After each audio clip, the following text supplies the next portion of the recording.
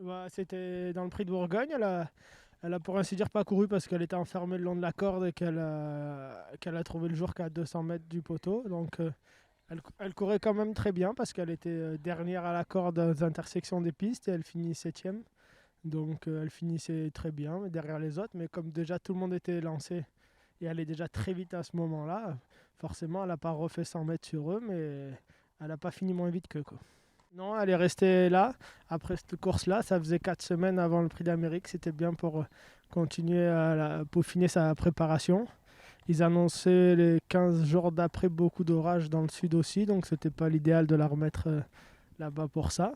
Donc elle est venue se préparer ici, peaufiner sa préparation ici. Pas grand-chose à faire de plus, elle était déjà au top. Donc juste à essayer de la maintenir comme elle était.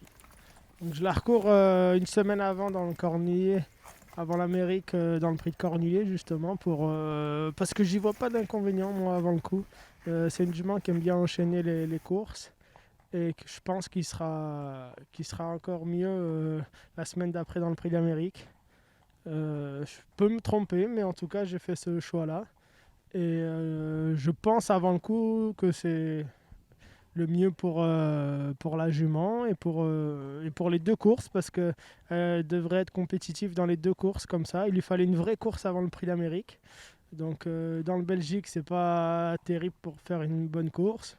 Donc c'est le Cornulier, ça va être une vraie course, ça va vraiment rouler. Ça va lui faire le plus grand bien, je pense. Après, c'est sûr que c'est qu'à une semaine et pas à 15 jours, mais elle récupère normalement assez vite et assez bien. Donc on se laisse tenter par